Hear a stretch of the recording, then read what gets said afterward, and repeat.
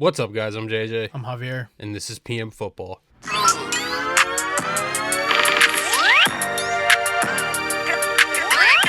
We are on to week 4 of the college football season already. Yeah, it's crazy to think about. We're already a quarter of the way done with the college football season. It's going too fast. It is. It is moving way too fast. But with that being said, we're moving on to the noon slate of games, which we only have one for this week.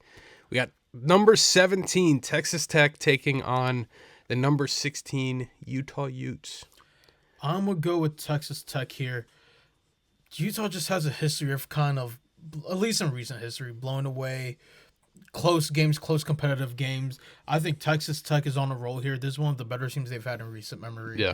I'm going to go with Texas Tech. Yeah, Morton's looked like he's been a really good quarterback for them. But not so fast. I will be taking Utah. Utah at home is a different animal.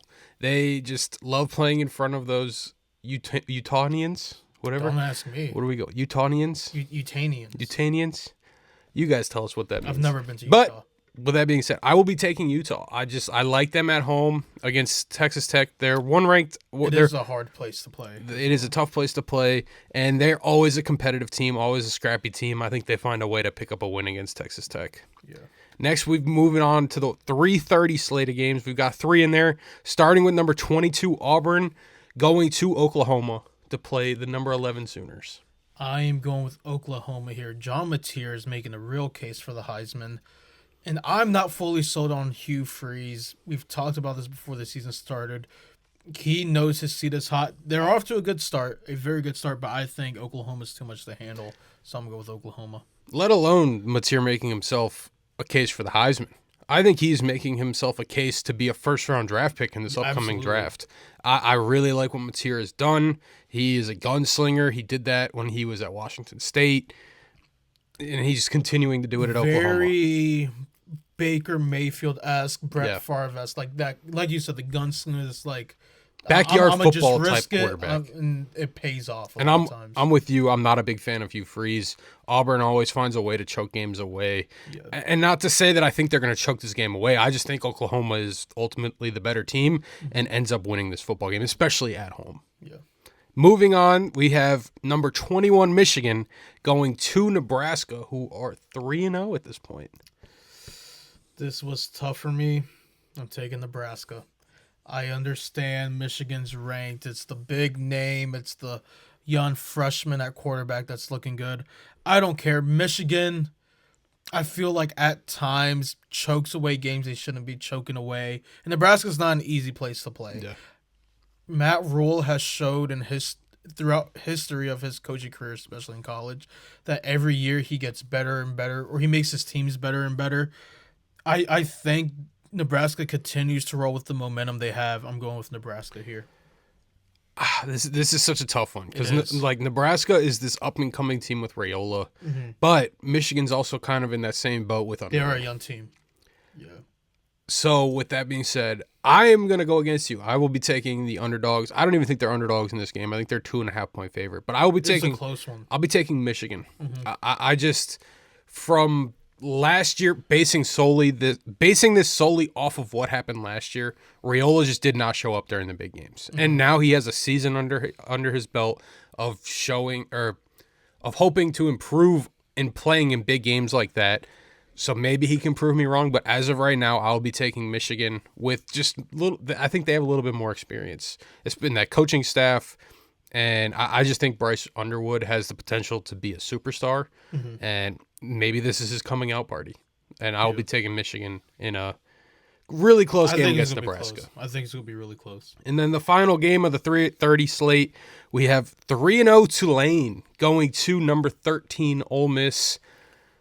Do we have an upset? I really, really like this Tulane team, but I'm taking Ole Miss. I just think the talent on that roster would be a little too much to handle. I think Tulane's going to be competitive in this game, though, but I'm going to go with Ole Miss. I'm also taking Ole Miss. I am a big fan of what Tulane does.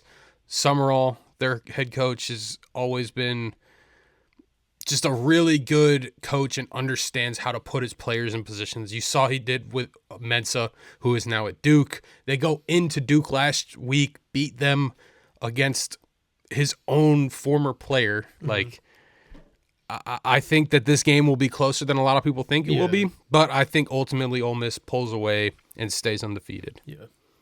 Moving on to the 7 o'clock game, we have South Carolina at number 23 Missouri. Honestly, if it wasn't for South Carolina just getting absolutely manhandled by Vanderbilt, I probably would have gone South Carolina. Last week spooked me too much. I'm going to go with Missouri. I think they pull through. Yeah, I mean, South Carolina comes into last week as the number 11th ranked team in the country. Yeah. Now they're unranked. I mean, it was bad. They got beat very bad. They lose to Vanderbilt, but Vanderbilt's also undefeated. They're a good team. So, like, Vanderbilt's a good team, but it's the way they I'm not lost. going to, yeah, they lose by, 20-something points at home to a Vanderbilt team who is historically known to be one of the worst teams in college football. That hasn't been the case in the past couple of years, though. Nope. So this game for me is tough. I really like Bo Pribula at Missouri. I remember scouting him when we were at ODU. Really? He was a Pennsylvania kid. Ended up going sense. to Penn State. I can't remember if he walked on or was committed there. Was there for a year, left, and now he's a starter at Missouri. Yeah. I'm a huge fan of what he does. And I think the big question mark in this game is Lenore Sellers healthy? If Sellers is healthy, I think South Carolina pulls it off.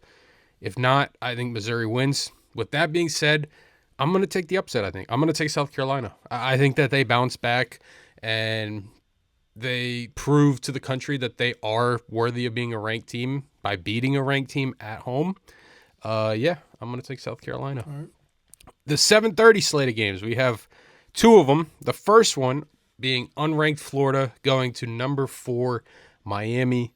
Who do you got in this one? Honestly, out of all the games we have, this was the easiest one for me. I have zero faith in Florida whatsoever, and I have a lot of faith in Miami. Give me Miami. I honestly don't think it's even going to be close. It's hard to have any faith left in Florida. No. Like they just have underperformed, and it's a copycat of what they've done the past however many seasons it's been. I don't even care that you lose to LSU, but like you're too big of a brand to lose the way you lose. Yeah. That's my whole To thing. USF. That as well. Yeah. I mean, like that one was already bad. I didn't expect them to beat LSU last week, but at least have pride with it. Like I know it was only like a 10-point. I was going to say they didn't get It's only blown a out. 10-point game, but like they just it looks like they don't have that pride they once had. Yeah. When they play. Yeah, I agree with you there. I'm also taking Miami, but I will say I think this game ends up being a little closer than people are giving it credit for. no. I think it's within a 10-point game, 7-point game. I mean, a lot of people probably have Miami blowing these guys out, but I don't know. I just could see a bounce back from Florida, and by bounce back, they still end up losing by Lose by 7 points. 7, But, yeah. like, yeah, I'm taking Miami. And then the big game of the week for us, we got number 9, Illinois, at number 19, Indiana. I am very excited for this game. Two very good programs. Two programs on the come up. Both teams competing to be in the Big Ten championship game. It's hard. I'm going to go with Indiana. I've been on the Signetti train since last year. They're at home. I think it continues. I wouldn't be surprised if this is one of the games that go into overtime. Like, I really like these two programs. Yeah. I'm going to go with Indiana, though. Yeah, no, Illinois has really proven to themselves. I mean, I was kind of on Illinois before the season started. They were one of my sleeper teams. I don't know how much you really want to count them as a sleeper when they were ranked number 12 to start the season, but I don't. Jesus Christ. My God. Excuse me. What just happened? I don't think very many people had high hopes for Illinois. Now, they were ranked 12th, but to that same degree, they're still Illinois. Like, Yeah. you can't really think that they're going to be these overwhelmingly really good team, but they have come out and shown that they are a good team. The only issue is you have Kurt Signetti on that other sideline, and he has just time and time again proven everybody wrong that he will be the guy to beat whoever they ask him to beat, and he does it. Just Google him. Yeah. So, with that being said, I'm going to take Indiana too to win. I think this game is going to be really close. Like you said, potentially overtime in this game. But when it comes down to who the coaches of this game are, it's hard to bet against Signetti. Yeah. I'm excited for this weekend's game. Yeah, no, this slate of some good games, Slate of games is pretty solid. Yeah. Moving on to our locks of the week section, we were 2-1 again last year. We're 4-2 on the season. USF sold us. They really got blown out by Miami. Just crumbled, man. Yeah, no. So we had Georgia money line, easy. LSU money. I mean, That was a good game. not going to say Really easy, good game, but man. you can never go against the dogs. No, it's hard to. And then LSU money line, that was easy. And then USF again, plus 17.5. We thought they'd keep it close. It's their first week being ranked, and you get blown out by Miami. And Miami proves that they really are the team to beat this year in the ACC, it looks like. With that being said, our locks of the week this week, we have, starting off, we got West Virginia, plus 13.5 at Kansas. What do you think of that one? I mean, yeah, it's our lock. I think WVU's on the come up. They're looking really good. They got Rodriguez again, like royalty over there. Yeah. I think they keep it close. I like Jalen Daniels. We have a friend over there, Levi, good friend of ours. Yep. Killing it over there. He's looking pretty good. I think they keep it close though. I expect a good game. I expect a high scoring game, honestly. But I think WVU keeps it closer than what they're giving them credit. Yeah, I was kind of shocked when I saw that it was a 13.5 point spread, and they just won a game in overtime against Pitt. What's our second lock of the week? We have the Miami money line over Florida. We literally just talked about it. Zero faith in Florida, a lot of faith in Miami. That's a pretty easy one for us, honestly. Yeah. And our final one, we have Maryland covers the 10.5 spread at Wisconsin.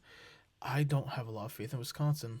Honestly, it's just now they haven't looked good the last. Did few they years. just play Alabama? Yes. So Yeah. like it's hard to kind of tell off of a game against Alabama, but I think people are sleeping on Maryland Yes. a little bit. Not saying they're going to compete for the Big Ten or anything, but a 10.5 point spread against two evenly I would matched say teams. I think people need to put a little bit more respect on their name for sure. Yeah, I don't see this game being more than a 11-point game. Yeah. So that's why those are our three Those are our locks. locks. Those are our game predictions. I'm excited for this week. I know we Yeah. already said it, but this college football season has been shaping up to be a very interesting one. A lot of people we thought were going to be good that aren't doing good. A lot of people that we were sleeping on that are looking great. Who was your national championship pick? Oregon? Oh, no. Georgia? I have both of them winning their conferences. I honestly can't even remember. You remember mine? No, I do not. Penn State. It's a solid one. I'm liking the way that the season is starting out for my pick to win the Yeah. Natty. I think Was it's it- a solid pick. I'm sorry. I think mine has to be either Oregon or Georgia. I'm gonna say Georgia. I feel like I feel like you did pick Georgia. I feel like most likely. I'll double check on that. I feel like most likely I did pick Georgia. And I will say another thing that I just want to, since we're on the topic of Yeah. how the season's going so far, I'm a Texas guy. I was at Texas. I tried to warn everybody that they just were not ready to compete this year. Yeah, I mean, man, Arch looks rough. It looks rough out there for him, man. Like Yeah. he looks like a deer in headlights a lot of times. Yeah, but and the team is just too young. they are. The offensive line is young. They're trying to learn how to gel together. The defense is outstanding. They have players at every position, but again, they're young. Yeah. It wasn't gonna be this year. Like everybody was jumped the gun. Next year, maybe. This year, it was never their year. This year, and I just want to say that I was Listen to right the guy again. who was there. Listen to the guy who was there. I just want to say I was right about that again. We got hate about that in one of our videos We about get hate Texas. about everything. We end up being right most of the time. Majority of the time, we're Majority right. of the time, we are right. Yeah, So just wait. be patient with it. Yeah. Thank you guys for watching. We really appreciate it. Let us know what you think we got right, what you think we got wrong. Who do you have as the winners? What are your 3 locks? And whether you're going to use our locks and parlays. We forgot to give the little disclaimer, but Yeah, be careful out there. We've bet got what you are comfortable with losing. we've gotten 2 out of the 3 right the past 2 weeks. This is the week we go 3 for 3. We're going 3 for 3. I like it. Make sure you follow us on TikTok and Twitter at PM Football Podcast. Please like, subscribe, and share the video as well. We'll see you guys next week. See ya.